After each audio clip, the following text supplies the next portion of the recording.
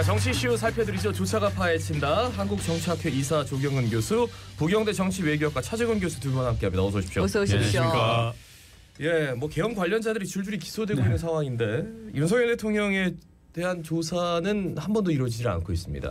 체포영장 발부돼서 1차 체포가 좀 무산이 되기도 했고, 이런 전체적인 상황들 현재까지 어떻게 보고 계시는지 차재근 교수님? 저는 그냥 기가 막혀서 좀 말이 안 나오는. 지금 이건 저는 권력이 완전히 다 분산돼 있고 이 대한민국이 어디로 갈까 뭐 이런 진짜 걱정이 굉장히 앞서는 겁니다. 그런데 문제는 이제 사실 어떤 과정에서 그 내란을 시도해서 실패한 사람이 그 내란 시도를 자체를 인정을 안 하고 완전히 일반 사람들이 이해하기 전혀 어려운 정서로 다 대응을 하고 있는데 문제는 그게 그럼 한 사람의 문제로 딱 끝이면 되는데 지금 보면 이제 뭐 국민의힘이라든지 대통령에 대한 지지도가 조금씩 올라가는 되게 이상한 현상들이 나타나는 거죠. 네네. 이런 것들이 전체적으로 저는 혼란을 가중하고 있다. 그래서 이건 빨리 정리해서 그냥 내란 주범인 윤석열 대통령 한 사람의 문제로 빨리 국한시키고 빨리 매듭을 짓지 않으면 대한민국은 저는 찢어진다. 네네. 심각하다 그렇게 생각을 합니다. 그러니까 한 사람의 문제로 국한시켜야 된다라고 하는 게 굉장히 중요한 문제인 게 이게 지금 국론 자체가 확실히 분열이 되고 있거든요. 그 전에는 이제 누구나 다 뭐 잘못했다라고 생각을 했는데 점점 이제 소위 보수라고 하시는 분들이 이제 모여서 오히려 옹호하는 쪽으로 가고 그러다 보니까 진보 보수가 격돌하는 이런 양상이 일어나는 거는 굉장히 이게 외부적으로도 안 좋고 국내적으로 굉장히 안 좋은 거죠. 체포영장이 발부됐음에도 이렇게 응하지 않는 초유의 사태가 아닐까 싶은데 공수처가 경찰에 이 윤 대통령 체포영장 집행을 일임을 하려고 했다가 다시 번복하는 일이 있었거든요. 뭐 위험 부담이 따르는 체포영장 집행 경찰에 떠넘기고 윤 대통령에 대한 수사권만 가지려다가 뭐 현장에서 혼란만 키웠다 이런 비판이 나오고 있습니다. 대통령실로 다가가는 그 길이 3중 4중이었지 않습니까? 그런데 이제 공수처 자체가 동원한 인력만 가지고는 사실은 그걸 뚫고 들어가기 굉장히 한계가 있고요. 최근에 나오는 뉴스의 그림을 보면은 철조망 같은 거를 또 설치를 하고 있더라고요. 네, 이렇게 되면은 공수처 혼자 자체적으로 가지고 있는 인력도 굉장히 적은 데다가 그걸 뚫고 들어가는 자체가 굉장히 문제가 있는데 사실은 경찰하고 협력을 하고 경찰이 오히려 의지를 한다고 해도 과연 앞으로 그거를 어떤 무력적인 충돌이 없이 이렇게 뚫고 들어갈 수 있을까라고 하는 게 사실은 굉장히 큰 문제죠. 저는 공수처 자체가 정말 1차 영장 집행할 때 의지가 있었느냐. 그거는 저는 의지가 거의 제로에 가까웠다고 봅니다. 뭐 들리는 말에 따르면은 문이 열려서 공수처 검사들이 오히려 당황했다라고 할 정도죠. 그러니까 이 말은 뭐냐면 공수처는 아예 저는 집행의 의지가 없었고 경찰은 그것에 비하면 굉장히 집행 의지가 높았는데 문제는 공수처가 모든 것 다 장악하고 싶고 폰만 내고 싶으니까 이 문제가 생기는 겁니다. 그래서 저는 이번 이제 2차 집행 때나 이럴 때는 좀 그런 어떤 권한의 관계들을 좀 명확히 하고 그다음에 가장 의지가 높은 실행력이 있는 경찰이 저는 전면에 앞장서서 가고 공수처는 그냥 그래도 뭐 공수처가 수사권을 갖고 있으니까 수사권으로 보조하는 이런 방식으로 해야 된다. 2차 영장 집행을 동일한 방식으로 하면 저는 이건 더 이상 이 사태를 막을 수는 없다. 그래서 2차 영장은 엄청난 저는 물리력을 포함한 완전한 강제 집행으로 가야 가능할 거다 그렇게 봅니다. 그러니까 한쪽에서는 국민의힘 의원들이 뭐 자발적으로 나갔다고 지도부에서는 얘기합니다만 그걸 막기 위해서 한 30명 정도가 나갔고 다른 한쪽에서는 이게 1차에서 집행이 이게 무산되니까 과연 어떻게 체포영장을 집행을 할까 두들겨 부숴서 들어가야 된다. 뭐 헬기를 동원해야 된다. 그것도 모자라서 뭐 3박 4일 동안 경호처부터 해가지고 체포영장 하나씩 빼내야 된다. 그래야지 뭐 물리적 충돌이 덜하다. 근데 국민들이 이런 뉴스 이 디테일까지 이렇게 알아야 되는 건가? 그렇기 때문에 대통령이 결단을 해야 되는 거죠. 그렇지 않습니까? 대통령은 자기 자신이 아니라 국민에 대한 책임을 져야 되는 사람 아닙니까? 그러니까요. 그리고 이런 모습들이 이제 2차 집행을 해 나아갈 때 1차와는 전혀 다른 모습이 만약에 보여진다면 그럴 거라고 생각을 하는데 이게 또 외신을 타고 나가고 하게 되면 우리나라 안 그래도 지금 대외적인 관계나 신인도가 문제가 굉장히 있는데 그런 것들을 생각한다고 하면은 본인이 스스로 대통령이라고 생각을 한다라고 하면은 그런 것까지 생각하는 수사에 임해야 된다라고 생각을 하는 거죠. 그분은 현재 형식상의 지위상의 대통령에 불과한 겁니다. 그분은 어떤 권한도 갖고 계시지 않은 게 윤석열 대통령인 거죠. 네네. 그러면 지금 모든 권한을 다 갖고 있는 최상무 권한대행이 어떤 자세를 보이느냐가 대한민국 정리하는데 제일 중요한 겁니다. 그냥 간단합니다. 일본이 김영처장한테 그 밑에 있는 경호본부장이나 경호차장한테 직위 해제시키고 손들라고 이야기를 하면 손 안 댈 수가 없는 겁니다. 네. 그 일을 안 하고 있는 최상무 권한대행이 저는 이 모든 사태에 가장 큰 책임이 있는 사람이다. 그렇게 봅니다. 예. 네. 어쨌든 공수처가 윤 대통령에 대한 체포영장을 어제 다시 발부를 받았거든요. 이번에는 좀 적극적으로 나설 모습을 좀 기대를 할 수 있을지 어떻게 보십니까? 저는 이번엔 적극적으로 안 나서면 국민이 가만히 있겠습니까? 네, 국회에서 사과도 했어요. 공수처장. 네. 공수처장이 사과했고 마지막이라는 각오로 하겠다고 했기 때문에 저는 지금 백가정명식으로 나오고 있는 거의 모든 방법들을 다 동원해야 된다. 아마도 저는 2박 3일 3박 4일 상주하면서 문제를 해결해야 된다. 그렇게 생각을 합니다. 근데 이제 걱정이 되는 거죠. 그렇게 이제 해결이 돼야 되는데 그 과정이 무력적인 충돌이나 어떤 그 유혈 사태가 없어야 되는데 사실 국민들은 또 그런 것도 걱정을 하거든요. 이게 분명히 어떻게 돼야 된다는 국민들도 다 알고 계세요. 그런데 그걸 해 나가는 방법이 굉장히 순조롭게 됐으면 좋겠는데 결국 1차에서 그렇게 되고 그럼 2차에서는 좀 더 어떻게 이 무력을 사용하는 방법밖에 갈 수 없는 그런 것들에 대해서 걱정을 하는데 이런 것들이 이제 국민들 입장에서 볼 때에도 참 이렇게 하라고 얘기하기도 뭐하고 저렇게 하라고 하기도 뭐하고 참 난감한 상태에 있는 거죠. 그런데 저는 버티는 사람들은 지금 우리가 갖고 있는 이 심리를 활용하고 있는 겁니다. 그리고 어느 정도의 소요와 어느 정도의 혼란을 만들고 싶은 욕구도 있는 거죠. 그걸 통해서 자기가 존재해야 되는 정당성을 국민들한테 이해시키고 싶고 그 전술에 저는 말려들면 안 되지만 그렇다고 해서 지금도 자동소총으로 무장하고 경호하고 있는 거 아닙니까? 네. 그런 사람들한테 그럼 어떤 걸 요구를 할 수 있겠습니까? 결국은 저는 압도적인 무력으로 일단은 제압은 해야 된다. 그리고 압도적인 무력으로 제압할 의사가 명백하다는 것들을 보여줘야 되는 거고 이 모든 문제를 한 번에 잠재우는 방법은 최상무 권한대행이 내려놔라.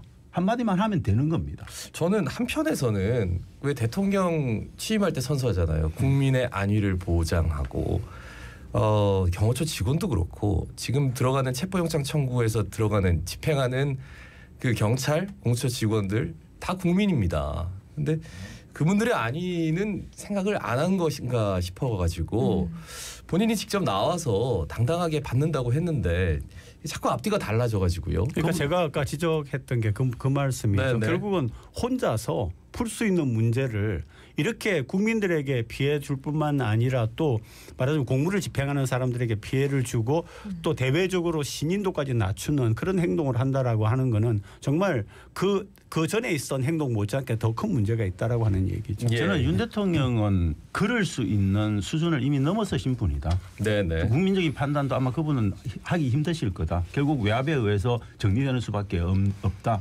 그렇게 생각을 합니다. 문제는 저는 경호처에 경호처장이나 경호본부장이나 이런 분들이야 자기 책임성이 있죠. 그렇지만 그 밑에 있는 병사들 무슨 죄를 지었습니까? 그분들도 같이 죄인으로 끌고 들어가고 있는 거죠. 네, 진짜 다치지 않았으면 좋겠어요. 네.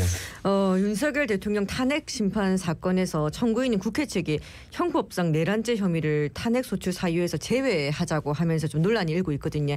근데 윤 대통령 측은 내란죄를 소추 사유에서 철회를 하면 탄핵 소추는 무효다 이래 주장을 하고 있습니다. 이에 대해서 좀 어떤 말씀 해주시겠습니까? 그러니까 이게 모든 그런 주장에는요. 상대 어떤 것에 꼬투리를 잡고 늘어지면은 얼마든지 꼬투리 논리를 세울 수가 있는 겁니다. 그러니까 예를 들면 지금 나오는 얘기도 그렇죠. 내란죄를 뺐으면 국회 의결을 다시 해야 된다라고 하는 거 아닙니까? 네. 그러니까 이게 결국 그전에 제가 그런 말씀 드렸지만은 조선시대의 사색당파를 할 때 3일장으로 할 거냐 5일장으로 할 거냐 갖고 싸웠던 걸 우리가 역사 속에서 배웠단 말이죠. 그런 거나 지금 정치판에서 벌이고 있는 꼬투리를 가지고서 계속 물고 늘어져서 상대방을 공격하고 자기를 옹호하는 거나 뭐가 틀리느냐 하는 거죠. 그런 모습을 보는 것 자체가 굉장히 큰 문제가 있다라고 하는 겁니다. 저는 헌재에서 1차 변론 준비기를 진행할 때 정영식 주심 재판관이 이야기한 게 되게 물었습니다. 거꾸로. 이거 정말 유죄 의무 따질 거냐. 그 말은 뭐냐면 헌법재판소 입장에서 말이 안 되는 소리거든요. 왜냐하면 4개의 명백한 위헌 행위가 다 존재를 하는데 왜 굳이 내란죄까지 이야기를 하냐 이 이야기를 하고 싶었던 겁니다. 저는 네네. 이 모든 문제는 헌법재판소가 가장 권위 있는 헌법재판소가 모든 걸 다 정리해 준 상태다. 그리고 저는 그것에 대해서 다시 탄핵까지 다시 돌아가야 된다라고 이야기하는 국민의힘의 주장은 저는 전혀 터무니없다 그렇게 생각합니다. 예. 그러면서 이제 자연스럽게 8년 전에 권성동 의원이 국회에 박근혜 전 대통령 탄핵소추위원장이었거든요. 그러면서 JTBC 이 방송과 인터뷰를 했는데 그때는 아무런 상관이 없다 이렇게 해가지고 이제 말씀을 하셔서 공교롭게도 그분이 지금 원내대표로 가장 앞에서 내란죄 바꿨으니까 바로 다시 투표해야 된다. 다시 표결해야 된다 이런 말씀을 하시니까 이게 참 민주당 입장에서 한마디 해주면 되는 겁니다. 그냥 권성동에게 가서 다시 물어봐. 2017년에 권성동에서 물어보면 그 답 나와. 그리고 권성동 대표가 그때 했던 이야기 틀어주면 그 답이 되는 겁니다. 네. 왜냐하면 기본적으로 위헌 행위 네 가지로 적시된 위헌 행위는 이 큰 그림 속에서 엄청나게 큰 그림인 겁니다. 내란죄는 그 중에 작은 부분에 불과한 거죠. 큰 그림을 봐야죠. 왜 그 사소하고 작은 그림을 보고 이 논란을 만들어내야 되겠습니까? 그러니까 정치판은 얼마든지 할 얘기가 있는 거죠. 예, 작은 거 하나 가지고 10개를 만들고 100개를 만들고 권성동 아마 원내대표 그런 얘기 할 겁니다. 자세히 들여다봐라 상황이 틀리다. 이런 점 저런 점이 틀리지 않느냐라고 얼마든지 말을 만들어내는 것이 정치판이기 때문에. 아마 그런 인터뷰 안 하실 것 같아요. 그 헌재가 앞서서 윤 대통령 탄핵 심판 변론 기일을 오는 14일 시작해서 다음 달 4일까지 5차례 열기로 했는데 여기에 대해서 윤 대통령이 뭐 참여를 할 수도 있다. 참석하려고 한다. 뭐 이런 식으로 살짝 흘린단 말이에요. 대통령실 쪽에서는 어떻게 보십니까? 참석하실까요? 이분은 참석하셔서 자기를 방어할 능력과 정상적인 사고를 하실 수 있는 분이냐 이거에 대한 판단을 먼저 하셔야 된다.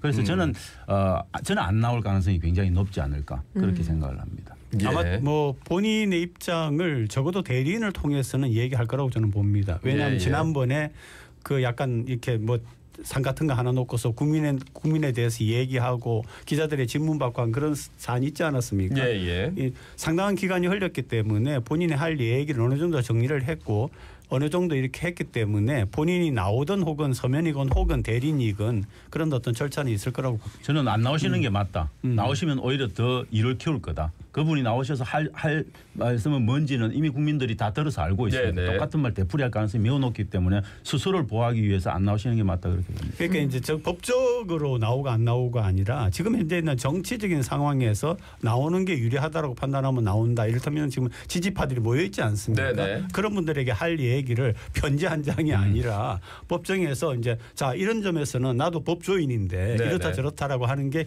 유리하다라고 판단할 경우도 있지 않겠느냐 하는 추측이죠. 그러니까 체포영장이 발부가 됐고 연장이 됐단 말이에요.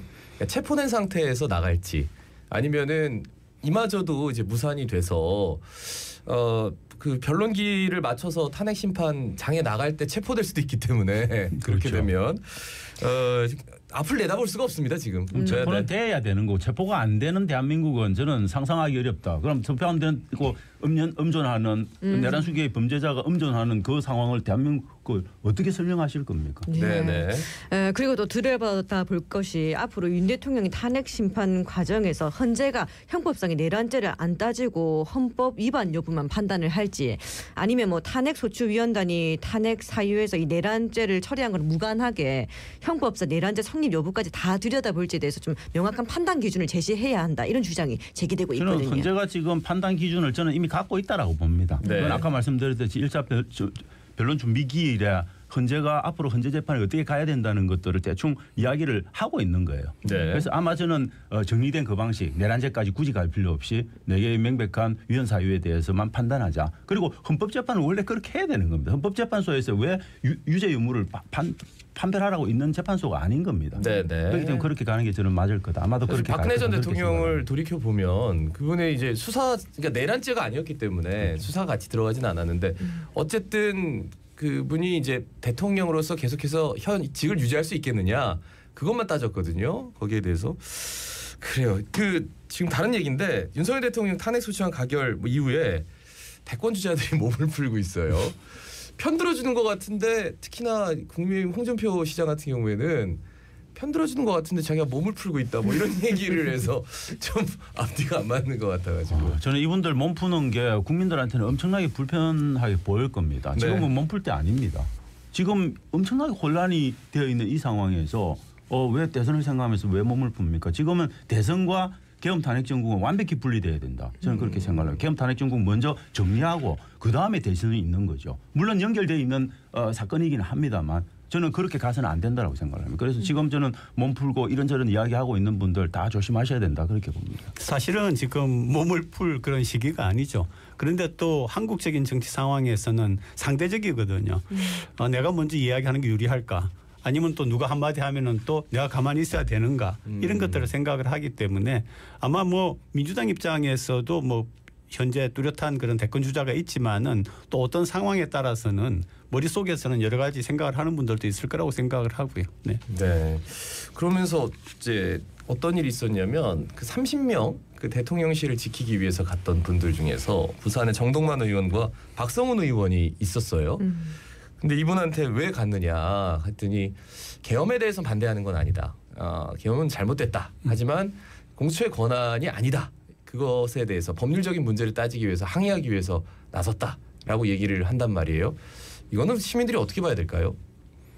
굉장히 법적인 문제는 굉장히 어려운 문제인 것 같더라고요. 그런데 아마 뭐든지 조금 본인이 정치는 그렇습니다. 뭐든지 이 쟁점에 대해서 약간 들어가서 본인의 입장을 약간 밝혀놓는 게 유리하다라고 생각할 수도 있는 부분이기 때문에 저는 어떻게 심각하게 그렇게 해석하기보다도 정책인 제스처도 좀 들어있다고 보고 있습니다. 저는 지금 현재 상황, 대한민국의 상황은 정치인들이 명백하게 내가 살고 있고 내가 살아갈 공화국에 대해서 나는 복무할 거냐 안 할 거냐 이걸 명백하게 흑백으로 저는 구분을 해서 행동해야 된다. 그런데 지금 두 분이 타고 있는 그리고 30명과 많게는 44명의 국민의힘 의원들이 타고 있는 거는 그 중간에 어중간한 데를 아직도 타고 계신 겁니다. 네네. 저는 확실히 PR을 구분해서 어느 쪽에 설 거면 서라라고 저는 말씀드리고 싶고 그게 정치인으로서 해야 될 저는 처사다 그렇게 생각을 합니다. 근데 또 이런 교훈이 있는 것 같아요. 그 교훈이라고 말하기는 좀 웃기지만은 박근혜 탄핵 당시에 탄핵할 때는 굉장히 국민들이 다 호응을 했단 말이죠. 그런데 탄핵에 들어갔던 당시 그 여당 같은 경우에는 지금까지도 배신자죠. 정치적인 그런 딱지가 붙어 있는 거죠. 그래서 이게 그렇게 쉽게 단순하지는 않다. 왜냐하면 교훈이라고 하는 게 남아있기 때문에 그럼에도 불구하고 저도 찬성합니다. 분명히 이거는 지금 엄청나게 큰 문제이기 때문에 명확하게 정치인들이 입장을 밝혀나가야죠. 저는 역사는 반복되지만 이 역사는 반복된 적이 없는 새로운 역사입니다. 저는 2016년, 17년의 계엄 탄핵과 완전히 성질이 다른 거예요. 내란죄라고 하는 거는 박근혜 대통령은 공화국의 존폐에 대해서 아무 위해를 끼친 게 없습니다. 네네. 이분은 우리 공화국의 존폐에 대해서 위해를 끼치신 분이에요. 저는 사안이 완전히 다르다. 그 사안을 구별 못하는 정치인이 있으면 정치하지 마시라고 말씀드리고 있습니다. 근데 이제 국민의힘이 지금 어쨌든 보수의 중심을 세우고 있고 그러다 보니까 당론으로 탄핵을 반대했고 계엄에 대해서도 지금 어느 정도 약간 옹호하는 분위기로 가는 것 같아요. 그러니까 처음에 대통령이 이야기했던 그 논리를 조금 받아들이는 그런 느낌이 있죠. 그러니까 결국은 그분들이 생각할 때도 이 동아줄을 붙잡고 있어야 된다. 그게 한국이. 그런데 그거는 완전한 정치적 계산이고. 그러니까 그게 2017년 기시감이에요. 저는 민주주의와 헌정 질서에 대한 어떤 저는 사고도 없다. 그게 중지됐다. 그러면 그 길로 가시라는 겁니다. 그러면 국민의힘이 가야 될 정당의 운명은 명백히 정해져 있는 거예요. 그렇게 심판받으시면 돼요. 그런데 저는 헷갈리지 마시고 한 길로 가시라. 그리고 국민의 심판을 받으시라고. 예, 정치학자들이 말하는 굉장히 옳고 바른 길이다라고 하는 거하고 실제 정치인들이 가고 있는 길은 다르죠. 그래서 정치학을 공부하면서도 한국에서 정치학을 공부할 필요가 있는가 하는 생각을 할 때가 좀 있었습니다. 네. 네. 끝으로 이제 민주당 내란 또 김건희 특검법 쌍특검법 재표결에 좀 총력을 다할 전망이지 않나 싶은데 말씀 좀 부탁드리겠습니다. 저는 내란 특검이나 지금 쌍특검은 부차적인 문제가 되어 있습니다. 네네. 제가 볼 때 이게 뭐 재결되느냐 이거에 대해서 국민들도 관심이 없고 아마 민주당도 저는 지금 우리가 종식시켜야 되는 이 내란 상황 네네. 그리고 반면 문제 이 문제에 아마 올인하기 때문에 이 문제가 저는 그렇게 스포트라이트를 받지는 않을 거다. 그럼에도 불구하고 할 수 있는 법적인 차원에서의 재의결 요구라든지 이런 것들을 계속 하고 나갈 거다 그렇게 생각을 합니다. 그런데 오히려 저는 전략적으로 조금 저게 옳은가 하는 생각이 들었습니다.